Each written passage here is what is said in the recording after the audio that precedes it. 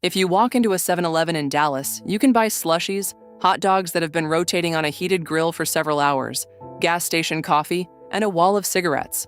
If you walk into a 7-Eleven in Tokyo, you can buy a hot pasta dish prepared in the store that morning, fresh sashimi delivered 3 times a day, an entire box of expensive chocolates as a gift for your boss, pay your electric bill, withdraw cash from an ATM at 3 in the morning, pick up a package shipped to the store specifically for you, and buy concert tickets. These are the same company. The brand is the same, the logo is the same, the store layout, on first glance, looks similar, but they are not, in any meaningful sense, the same company anymore. And the strangest part of this story is that the Japanese 7-Eleven now owns the American 7-Eleven, not the other way around. 7-Eleven was founded in Dallas, Texas in 1927. For its first 50 years, it was an American convenience store chain that did the things American convenience stores have always done: gas, snacks, beverages, lottery tickets, the occasional sandwich. The company expanded across the United States and, in the 1970s, began international franchising. In 1973, a Japanese supermarket chain called Ito Yokado signed a master franchise agreement to operate 7-Eleven stores in Japan. The first Japanese 7-Eleven opened in Tokyo in 1974. The original plan was to import the American model and run it as it was. This plan was abandoned within about 2 years. The reason it was abandoned is the most instructive part of this story. Japanese consumers, when they were given the American 7-Eleven, did not love it. They went in, they looked at the limited and bland food selection. They saw that the store hours were inconsistent. They noted that the staff did not seem trained, and they walked back out. The first Japanese 7-Eleven stores were struggling within their first year. The Japanese operations team made a series of decisions over the next decade that gradually transformed 7-Eleven Japan into something the American parent company did not recognize. The first decision was about food. American 7-Eleven stocked packaged snacks, drinks, and a small selection of prepared foods that arrived from a regional supplier on a weekly truck.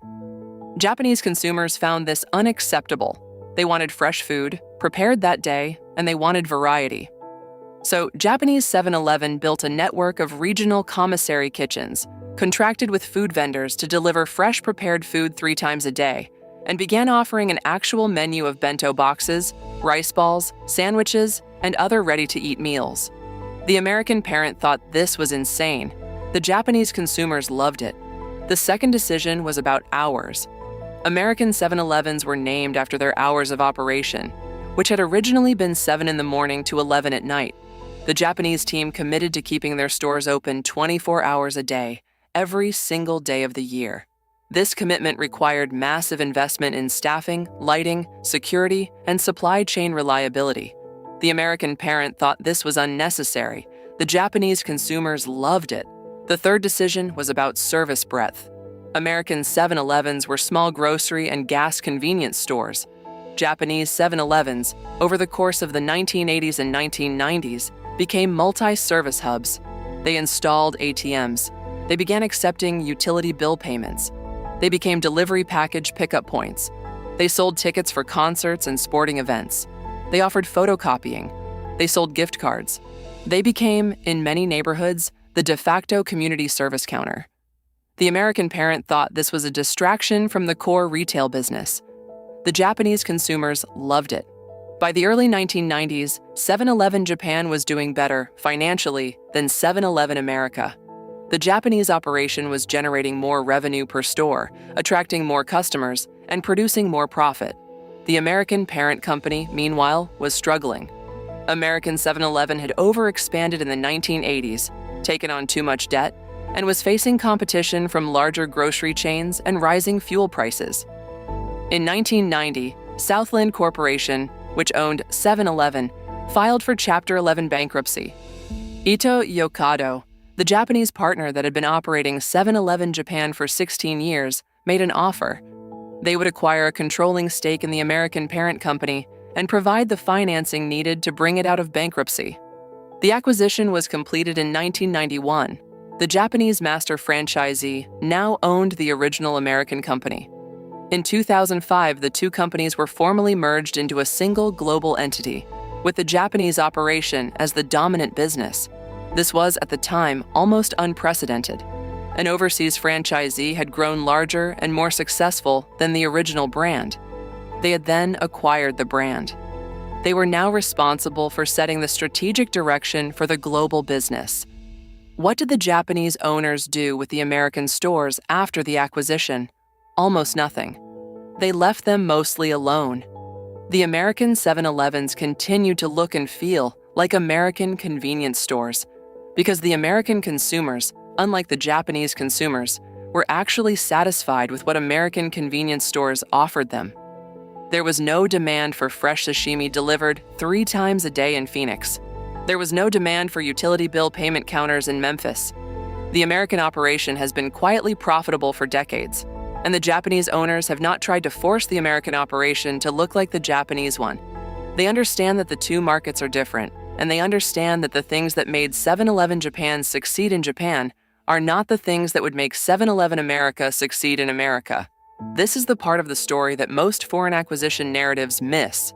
The Japanese owners did not acquire the American 7-Eleven to convert it into a Japanese 7-Eleven. They acquired it because it was a struggling business they could buy cheaply, and because they wanted the rights to the brand globally, and because they wanted to be able to grow into other Asian and international markets using the same brand. 7-Eleven now operates in 19 countries. There are over 85,000 stores worldwide. Most of them are in Asia. The largest single country is Japan, which has over 20,000 stores. The second largest is Thailand, which has over 14,000. The United States, where the brand was founded, has under 10,000 stores and ranks 4th. The lesson buried inside the 7-Eleven story is about who owns what. Brands are not the same as businesses. A brand is a name and a logo. A business is what happens when you put a name and a logo on a particular set of operations, in a particular market with particular customers. Two businesses can share a brand and not actually be the same business. The American 7-Eleven and the Japanese 7-Eleven share a brand. They are completely different businesses. They sell different products to different customers with different operational logic in different competitive environments. When you see a brand that has succeeded in multiple markets, do not assume the same company is operating in each market. The same parent company may be running them, but the actual business in each market may have evolved into something the original founders would no longer recognize. The brand survives, the business changes, and sometimes the foreign version of the business gets so good that it ends up owning the original. If you found this interesting, subscribe. We go deep on the stories where foreign acquisitions reshape entire industries. Drop your requests in the comments. Thanks for watching.